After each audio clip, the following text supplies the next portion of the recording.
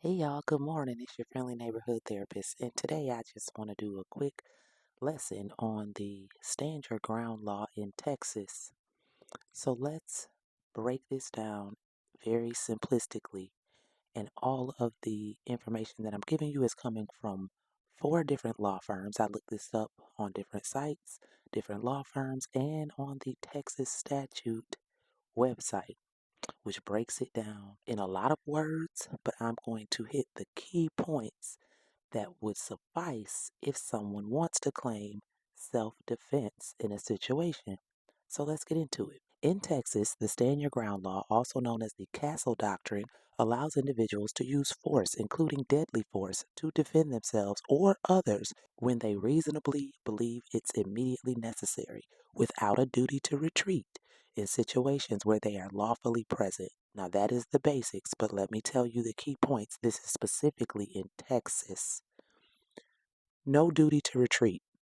Texas law does not require individuals to retreat before using force, including deadly force, if they reasonably believe it's necessary for self defense or the defense of others. Reasonable belief of imminent threat. The use of force, including deadly force, is justified if the person believes that the force is immediately necessary to prevent death, serious bodily injury, or the commission of certain violent crimes such as aggravated robbery or sexual assault. Lawfully present.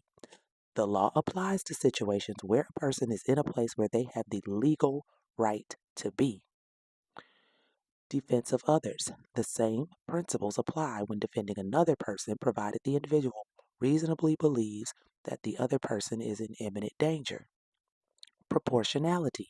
The amount of force used must be proportionate to the threat.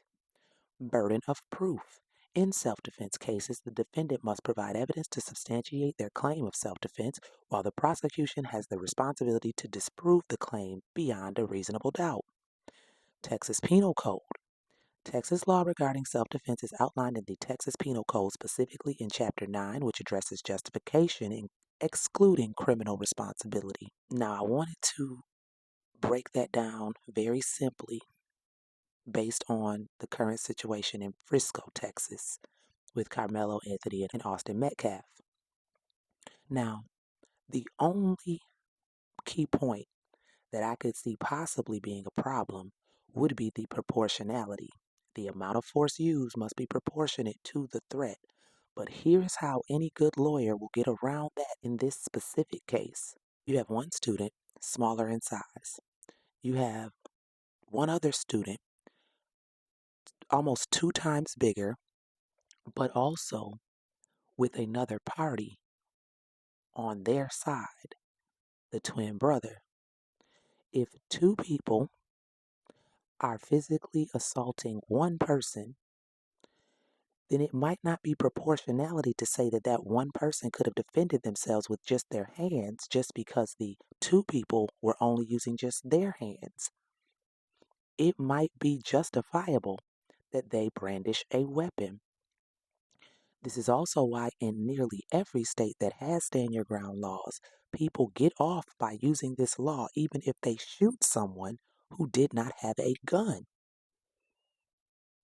So, see, the way this law is worded and broken down, if in fact all the things that are circulating now are true and they hit Carmelo, whether it was one of them or both of them, they were coming onto him, jumped on him, touched his belongings, had a past history of having any type of altercation with him.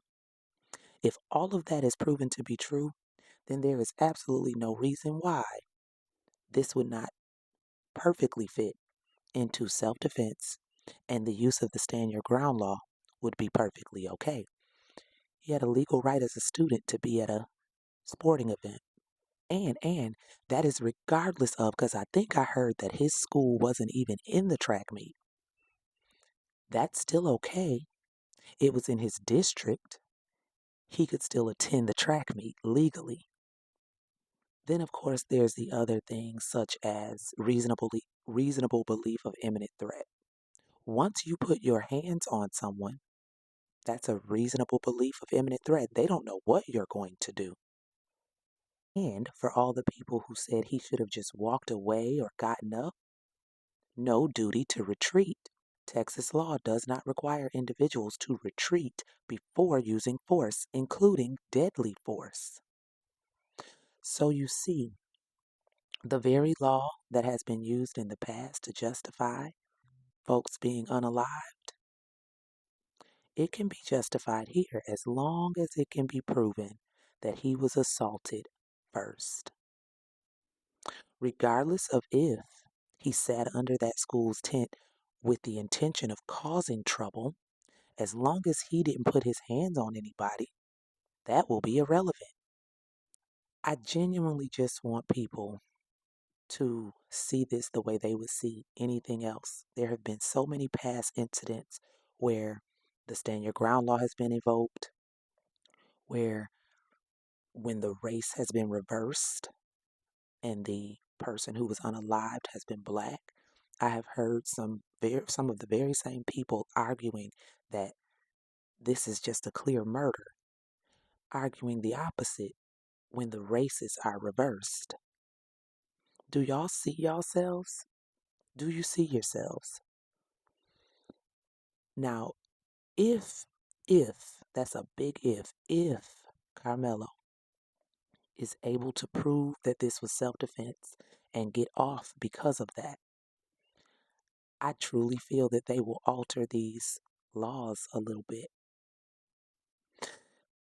But again, even if all the facts do say that this was self-defense and he was being attacked, I don't see justice happening in this country in this case.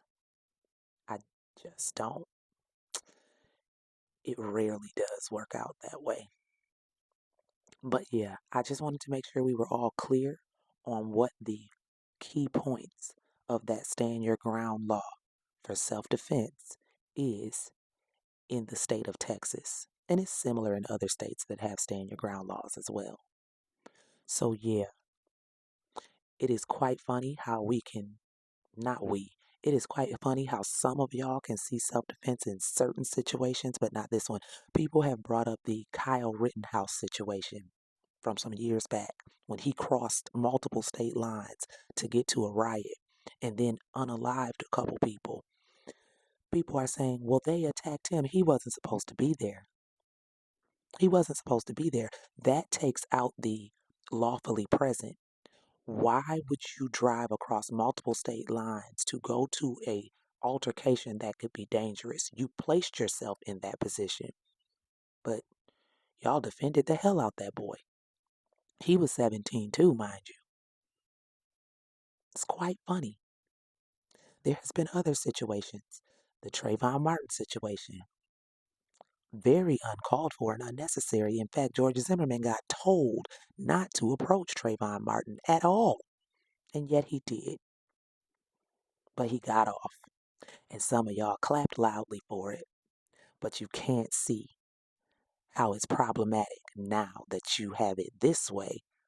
And all you want to do is say, this was uncalled for and he's a murderer. Check your privilege. Check your white supremacy. Check your racism. Check all those things, your implicit bias, because it's all glaringly obvious. All right, y'all. Have a beautiful, wonderful rest of the day, and I will holler at y'all later.